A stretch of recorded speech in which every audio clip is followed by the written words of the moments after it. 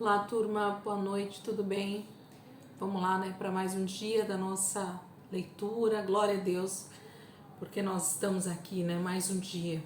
Cada dia desse ano foi um momento de gratidão ao Senhor, porque eu vou vendo a misericórdia de Deus me alcançando todos os dias. Vamos orar e começar a nossa leitura de hoje, para a gente dar continuidade aqui. Jesus, queremos te agradecer, Pai, por esse momento, por esse dia, por esse sábado, Pai, onde nós tivemos tanto, Pai, a te agradecer.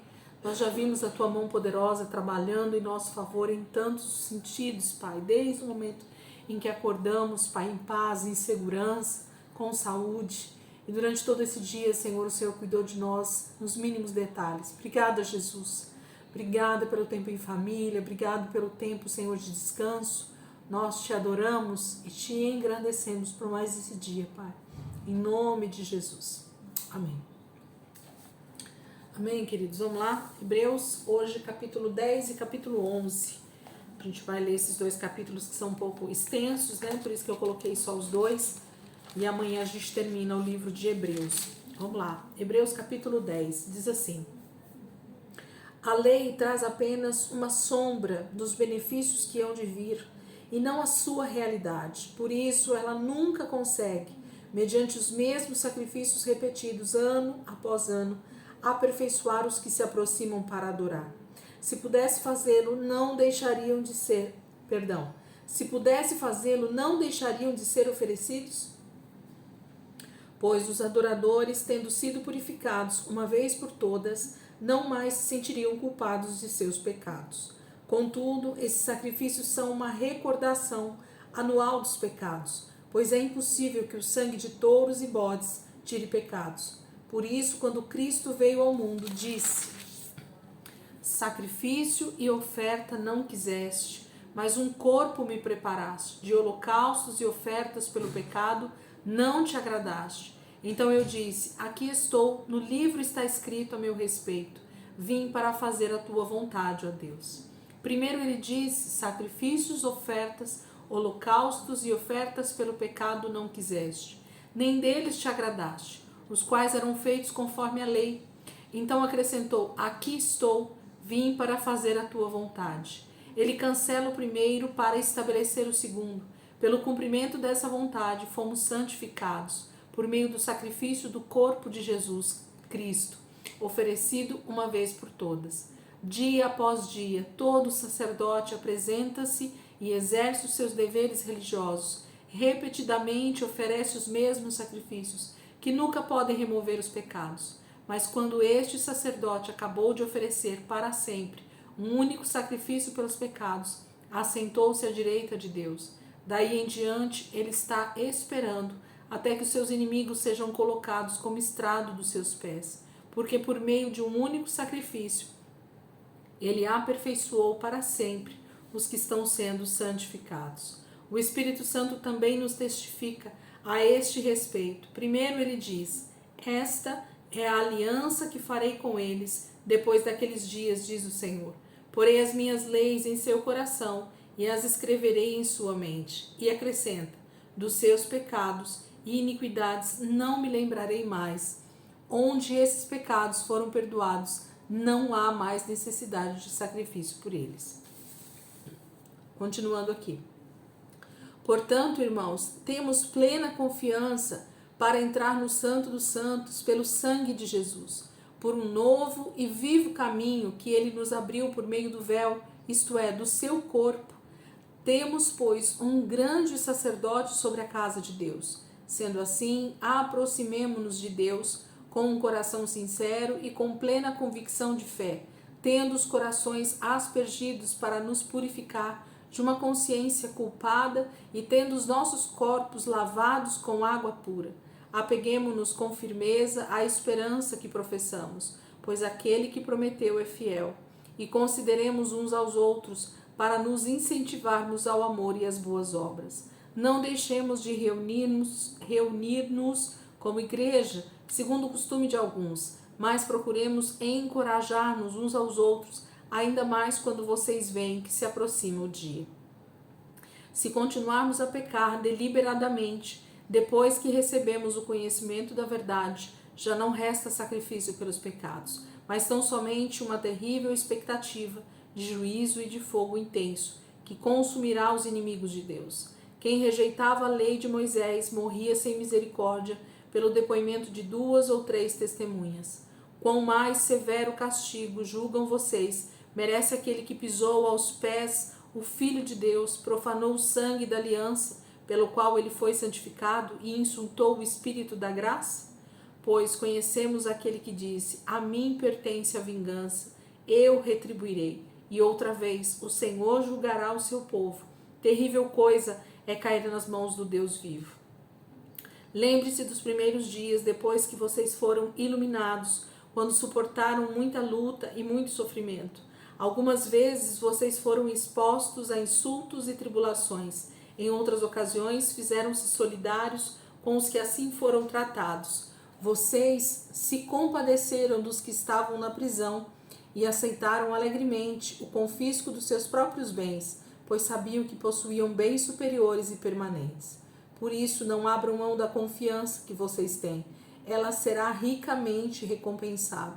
Vocês precisam perseverar, de modo que, quando tiverem feito a vontade de Deus, recebam o que ele prometeu, pois em breve, muito em breve, aquele que vem virá e não demorará. Mas o meu justo viverá pela fé, e se retroceder, não me agradarei dele. Nós, porém, não somos dos que retrocedem e são destruídos, mas do que creem e são salvos. Capítulo 10, ele começa falando sobre justamente, na verdade, ele tem um enredo, né, dentro do livro de Hebreus, falando sobre esse paralelo entre o templo, o tabernáculo, na verdade, de Moisés, a lei que Moisés trouxe ao povo e as consequências que essa lei e que a atitude, né, do sacerdote tinha diante dos pecados do povo judeu, o quanto eles tinham que ano após ano oferecer sacrifícios em prol deles, em favor deles, para que eles fossem santificados, para que eles fossem purificados e tivessem comunhão com Deus. Porque se assim não fosse, se eles não fizessem, se eles não seguissem à risca cada um dos sacrifícios, cada um dos mandamentos que Deus havia deixado, eles eram mortos. Era sem misericórdia, né? Porque eles precisavam estar, pelo menos, se santificando através dos sacrifícios. E então Jesus vem e diz: Pai, eu vou ser o sacrifício agora, uma vez por todas. Eu então irei, né? Ele fala a partir do versículo 5 aqui, ele dá uma declaração, né? Sacrifício e oferta não quiseste, mas um corpo me preparaste. Os holocaustos e ofertas pelo pecado não te agradaste. Jesus está citando que Deus não estava interessado em sacrifícios de touros, de bois, de bodes, de rolinhas ou de qualquer outro animal. O que Deus queria desde o início era a obediência. Então, em nenhum momento Deus desejou, na verdade, né, que o homem oferecesse sacrifícios de animais para ter comunhão com ele, mas que o homem obedecesse. Mas como isso não era possível por causa do pecado, Deus então intervém na história através de Moisés, através da lei, e coloca então todos os mandamentos que deveriam ser seguidos. Se eles fossem seguidos, eles tinham esse acesso a Deus e estariam aparentemente, né, ou não é nem aparentemente a palavra que eu quero usar, por um tempo, né, eles estariam supridos do perdão de Deus, mas ano após ano eles precisavam continuar fazendo sacrifício. E Jesus vem e acaba com isso, né? Ele fala que ele muda o tipo de sacerdócio, né? Dia após dia, o sacerdote, quer ver? Vou pegar aqui um versículo. Versículo 3, daí em diante ele está esperando até que seus inimigos sejam postos aos seus pés. Eu queria o versículo que ele fala que Jesus troca, né, o tipo de sacerdote. Ele se torna o sumo sacerdote em nosso favor. E ele então oferece o sacrifício que é feito de uma vez por todas. Não precisava mais ano após ano oferecer sacrifício. É o que nós temos vivido no tempo da graça, não mais na lei como era no tempo de Moisés, mas mudou o sacerdócio. Jesus se torna esse novo sumo sacerdote eterno, né, diante de Deus, dentro do próprio templo lá na Nova Jerusalém, né, junto a Deus. Jesus está o tempo inteiro intercedendo por nós e ele nos dá esse livre acesso. E Paulo diz, eu quero crer que foi Paulo que escreveu, mas o autor de Hebreus, ele diz que nós temos esse acesso pelo novo e vivo caminho que ele nos abriu por meio do véu, isso é, do seu corpo. Então, através do corpo de Jesus, do sacrifício de Jesus, nós temos acesso diretamente ao trono de Deus, diretamente ao Pai novamente, né? Esse é o sacrifício de Cristo. E ele diz assim, se depois de tudo isso, se depois de você entender esse sacrifício de Jesus, você aceitar Jesus como Senhor e Salvador, você se batizar, você ter total comunhão com o Espírito Santo, participar desse mover de Deus na sua vida, dessa restauração que Deus está fazendo. Se você ainda assim decidir viver em pecado, Deus fala que daí só vem o juízo, e o juízo para a morte, né? Não há mais sacrifícios para serem feitos por você. Não existe mais nada que deva ser feito para que você então realmente se converta. Porque se mesmo depois de ter participado dessa plena comunhão, dessa restauração que Jesus faz na nossa vida quando nós o aceitamos, então não resta mais nada para você. Porque nós vamos viver para Cristo pela fé, né? Nós vamos crer nesse sacrifício e caminhar nesse processo de santificação, porque nós cremos que ele morreu e ressuscitou e vai voltar.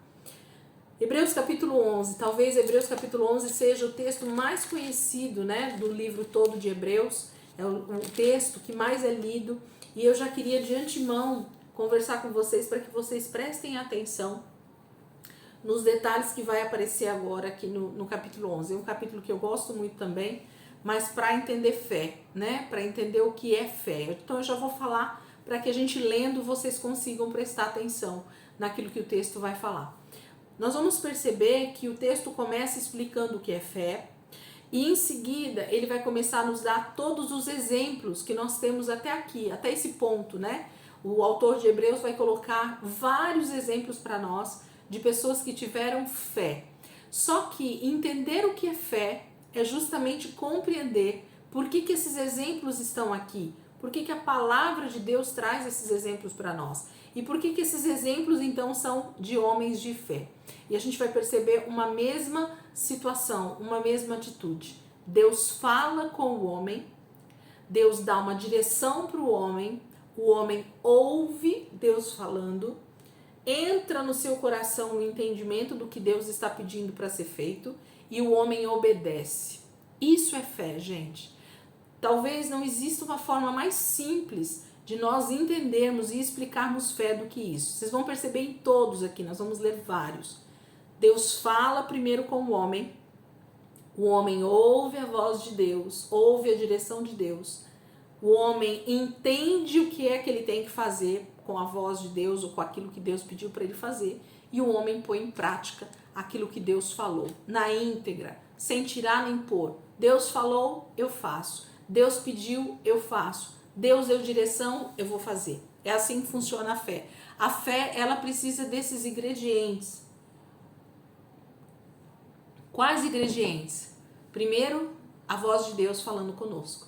Então, se Deus não falar com você, não adianta tomar nenhuma atitude na sua vida sem ouvir a voz de Deus, uma direção de Deus, porque isso não vai ser fé. Vai ser um ânimo que você tem, uma ilusão que você tem sobre alguma coisa, a sua mente trabalhando em seu favor, mas quando Deus fala conosco, e então nós colocamos essa palavra em prática, isso é fé. Então, Deus precisa primeiro falar, eu preciso ouvir, entender o que Deus falou e colocar em prática. Esse é o processo da chamada fé. O que é fé? Fé é o firme fundamento, nós vamos ver aqui. Então, quando Deus fala, aquilo gera um fundamento no meu espírito, no meu coração, e eu posso agir em cima, com aquilo fundamentado, com aquilo alicerçado embaixo. E aí eu ando em cima daquela palavra e Deus cumpre tudo aquilo que ele falou. Vamos lá, Hebreus 11, versículo 1. Diz assim: ora, a fé é a certeza daquilo que esperamos e a prova das coisas que não vemos, pois foi por meio dela que os antigos receberam bom testemunho. Pela fé, entendemos que o universo foi formado pela palavra de Deus, de modo que aquilo que se vê não foi feito do que é visível. Pela fé, Abel ofereceu a Deus um sacrifício superior ao de Caim. Pela fé, ele foi reconhecido como justo quando Deus aprovou as suas ofertas. Embora esteja morto, por meio da fé ainda fala. Pela fé, Enoque foi arrebatado, de modo que não experimentou a morte e já não foi encontrado, porque Deus o havia arrebatado. Pois antes de ser arrebatado, recebeu o testemunho de que tinha agradado a Deus. Sem fé, é impossível agradar a Deus, pois quem dele se aproxima precisa crer que ele existe e que recompensa aqueles que o buscam. Pela fé, Noé, quando avisado a respeito de coisas que ainda não se viam, movido por santo temor, construiu uma arca para salvar sua família. Por meio da fé, ele condenou o mundo e tornou-se herdeiro da justiça, que é segundo a fé. Pela fé, Abraão, quando chamado, obedeceu e dirigiu-se a um lugar que mais tarde receberia como herança, embora não soubesse para onde estava indo. Pela fé, peregrinou na terra prometida, como se estivesse em terra estranha. Viveu em tendas, bem como Isaque e Jacó, co-herdeiros da mesma promessa. Pois ele esperava a cidade que tem alicerces, cujo arquiteto e edificador é Deus. Pela fé, Abraão e também a própria Sara, apesar de estéril e avançada em idade, recebeu poder para gerar um filho, porque considerou fiel aquele que lhe havia feito a promessa.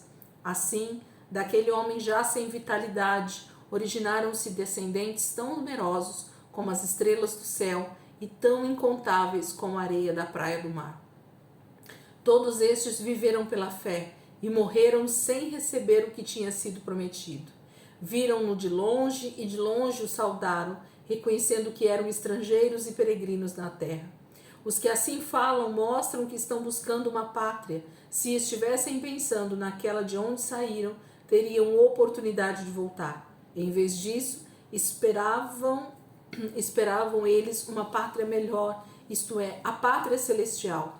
Por essa razão, Deus se envergonha de ser chamado Deus deles. Deus não se envergonha de ser chamado Deus deles e lhes preparou uma cidade. Pela fé, Abraão, quando Deus o pôs à prova, ofereceu Isaque como sacrifício. Aquele que havia recebido as promessas estava a ponto de sacrificar o seu único filho, embora Deus lhe tivesse dito: por meio de Isaque, a sua descendência será considerada. Abraão levou em conta que Deus pode ressuscitar os mortos e, figuradamente, recebeu Isaque de volta dentre os mortos. Pela fé, Isaque abençoou Jacó e Esaú com respeito ao futuro deles. Pela fé, Jacó, à beira da morte, abençoou cada um dos filhos de José e adorou a Deus, apoiado na extremidade do seu bordão. Pela fé, José, no fim da vida, fez menção do êxodo dos israelitas do Egito e deu instruções acerca dos seus próprios ossos. Pela fé Moisés, recém-nascido, foi escondido durante 3 meses por seus pais, pois estes viram que ele não era uma criança comum e não temeram o decreto do rei.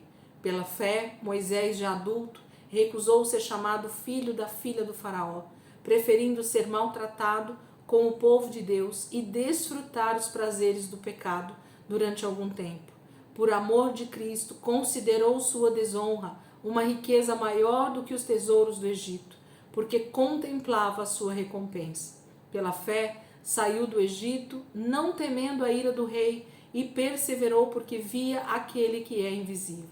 Pela fé, celebrou a Páscoa e fez a aspersão do sangue, para que o destruidor não tocasse nos filhos mais velhos dos israelitas. Pela fé, o povo atravessou o Mar Vermelho, como em terra seca, mas quando os egípcios tentaram fazê-lo, morreram afogados.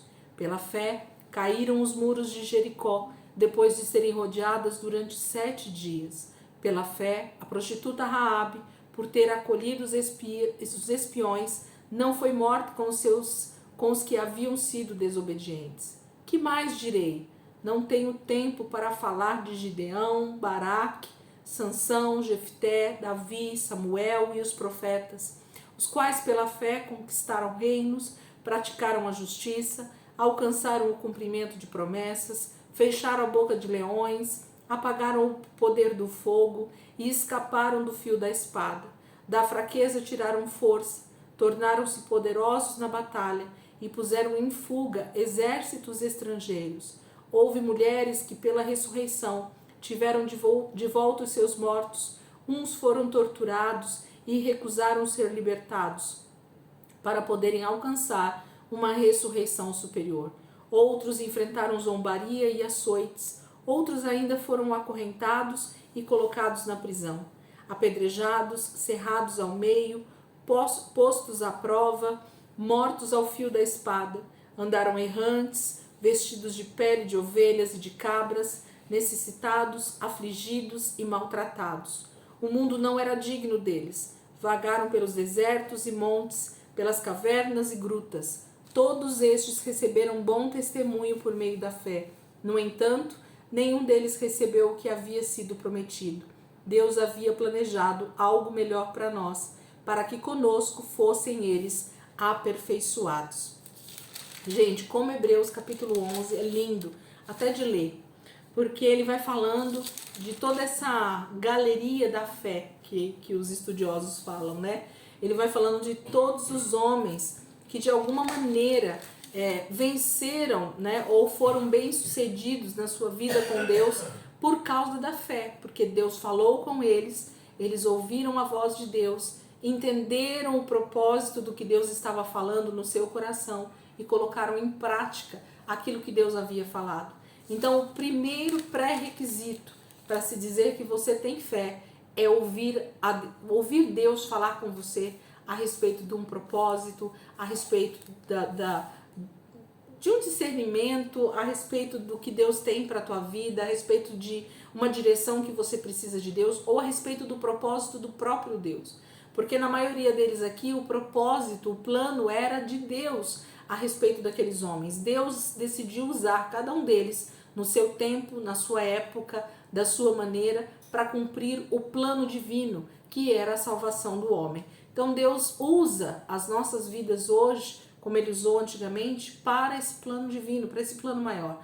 Deus deseja alcançar vidas, que muitas vidas sejam alcançadas, que não morram e vão para o inferno, né? Que essas vidas sejam resgatadas da mão do diabo e venham para o reino de Deus. Esse é o maior propósito de Deus.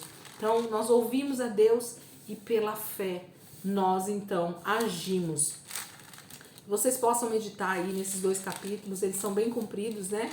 Mas vale a pena porque tem muita preciosidade dentro desses textos aqui de Hebreus.